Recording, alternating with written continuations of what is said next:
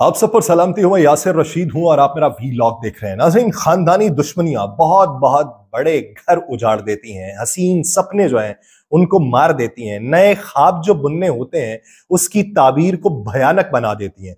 नस्ल दर नस्ल हमने देखा है कि बहुत सारे लोग अपनी जिंदगियां गंवाते आए हैं खानदानी दुश्मनियों में। चाहे वो खानदानी दुश्मनी हो, कारोबारी दुश्मनी हो, नफ्सियाती दुश्मनी हो, इलाकाई दुश्मनी हो, लसानी हो, सुबाइयत की बुनियाद के ऊपर हो या फेम की बुनियाद के ऊपर हो। हमने बहुत से घरों को उजड़ते हुए देखा है। पाकिस्तान के अंदर भी अभी आप बालाज टीपू देख लें। बालाज टीपू का वालिद, उसका दादा, परदादा इसी तरह मरे। लेकिन अगर आप भारतीय पंजाब में देखें तो भारतीय पंजाब के अंदर भी इस तरह की सूरत हाल देखने को मिलती है। लेकिन इसमें एक नई हौसला अफजा खबर भी है, लेकिन उस पर सोचने का मकाम भी है। भारतीय पंजाब के मशहूर जो गुलकार थे शुभदीप सिंह सिद्धू, अलमारूफ सिद्धू मूसेवाला, उनके वालिदैन के यहाँ अगले माह बच्चे की पैदाइश मुतवक्के है। भारतीय मीडिया की रिपोर्ट्स मंजर-ए-आम पे आई हैं और खानदानी जराए भी ये तस्दीक करते हैं कि सिद्धू मूसेवाला की वालिदा जो है चरण कौर, वो अगले माह उनके घर में नन्हे मेहमान की आमद हो जाएगी। सिद्धू मूसेवाला अपने वालिदैन के इकलौते बेटे थे। अगरचे उनके वालिदैन ने इस बारे में किसी किस्म की तस्दीक या तरदीद नहीं की, लेकिन ये खबरें बहुत बड़ी तादाद के अंदर मंजर-ए-आम पे आ रही हैं और सोशल मीडिया इस वक्त भरा पड़ा है। सिद्धू मूसेवाला की जो वालिदा हैं वो 58 बरस की हैं और उनके वालिद 60 बरस के हैं। सिद्धू मूसेवाला इकलौता उनका बेटा था। उसके जाने के बाद वो बाप जिस तरीके से टूटा था, हमने मंजर-ए-आम पे वो तमाम मनाजिर देखे थे। बहुत सारे लोग रंजीदा थे। सिद्धू मूसेवाला को 29 मई 2022 को जिला मानसा के गांव जवाहिर में नामालूम लोगों ने मार डाला था। इस वाकये के अंदर सिद्धू की गाड़ी पे 30 गोलियां बरसाई गई थी, जिसके नतीजे में सिद्धू मूसेवाला मौके के ऊपर ही उनकी जान चली गई थी, जबकि उनकी गाड़ी में मौजूद 2 अफराद शदीद जख्मी भी हुए थे। सिद्धू मूसेवाला ने अपने गाने खुद लिखे थे, तैयार किए थे। उन्हें पंजाबी के अमीर तरीन गुलकारों में शुमार किया जाता है और उसे मट्टी से जुड़े हुए लोगों में भी शुमार किया जाता है। एक बयान मंजर-ए-आम पे आया था, एक इंटरव्यू, जिसमें उसने कहा कि बहुत सारे लोग फेम हासिल करने के बाद मुख्तलिफ जगहों पे शिफ्ट हो गए, लेकिन मैं जो था अपनी मट्टी से जुड़ा हूं, मैं अपना गांव छोड़ के नहीं गया। ट्रैक्टर उसने बुनाए हुए, पाकिस्तान के अंदर बहुत सारे लोगों से राबिता करके एंटीक चीजें जो होती थी उनके बारे में दरियाफ्त किया करता था कि ये कहाँ से आई, ये कितने बरसों से तुम लोगों के पास है। लेकिन इसके साथ साथ भारतीय गुलकार सिद्धू मूसेवाला के कातिलों की जानिब से पंजाबी गुलकारा जैस्मीन सैंडलर्स जो हैं, उनको नई दिल्ली के कॉन्सर्ट से चंद घंटे पहले उन्हें भी मारने की धमकी दी गई। गुलकारा जैस्मीन सैंडलर्स जो हैं वो अमेरिका में मुकीम है, जो नई दिल्ली के जवाहरलाल नेहरू स्टेडियम में होने वाले कॉन्सर्ट में अपनी परफॉर्मेंस के लिए आई हुई थी। और जब से गुलकारा दिल्ली आई हुई थी, उन्हें बैनुल अक़वामी नंबर से फोन आते थे और धमकियां दी जाती थी।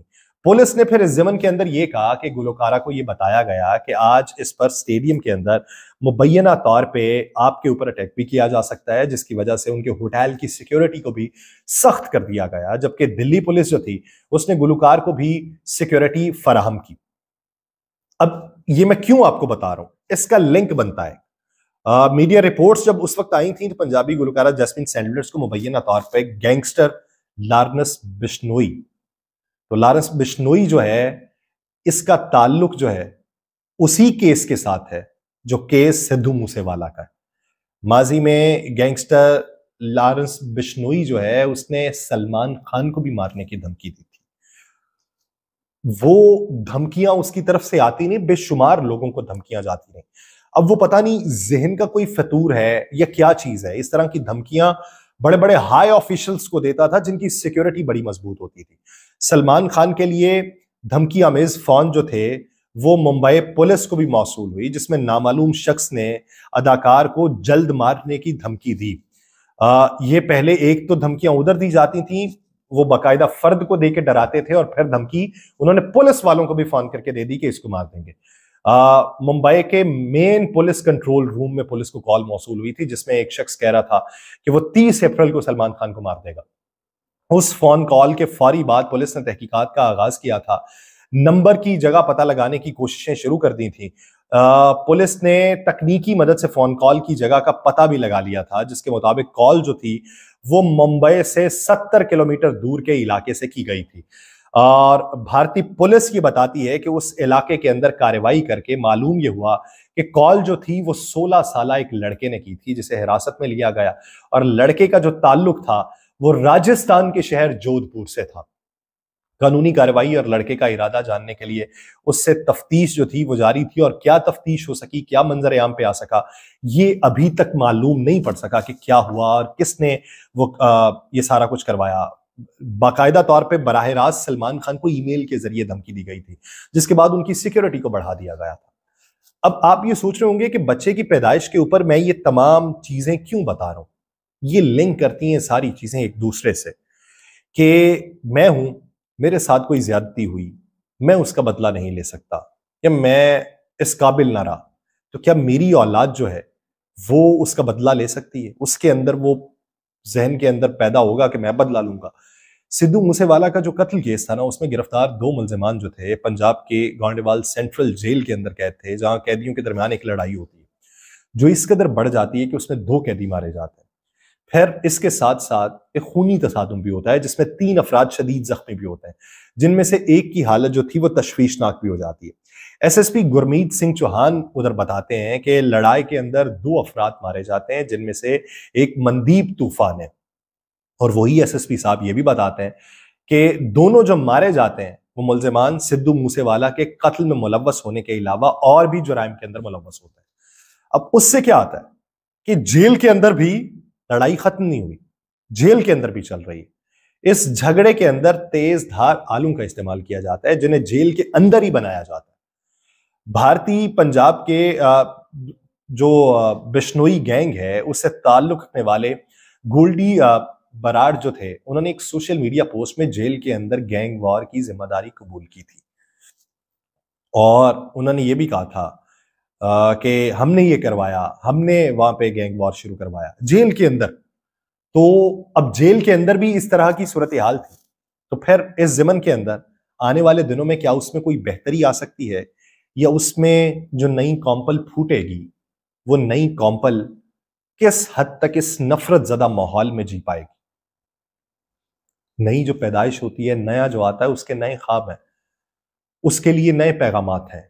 लेकिन जब ये मालूम पड़ेगा कि जब मेरी पैदाइश हुई थी तो मेरा वालिद 60 साल की उम्र का था और मेरा बड़ा भाई जो था उसे मार दिया गया था, तो फिर इस ज़िमन के अंदर वो क्या उसके दिल में कोई रमक होगी बदला लेने की, या अगलों में होगी कि ये बदला ना ले ले?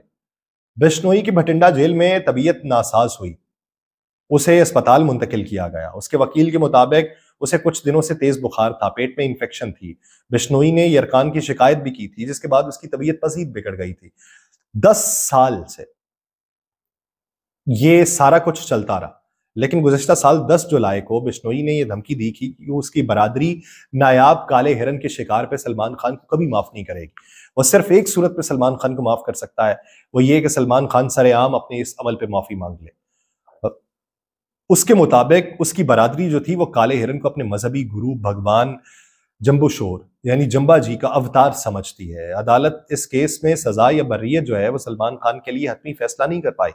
अगर सलमान खान और उनके वालिद सलीम खान जंबा जी मंदिर में जाके सरेआम माफी मांग लें, ये उसका कहना था, तो अपना इरादा बदल सकता है, वरना बिश्नोई बरादरी जो है वो उसे मार देगी।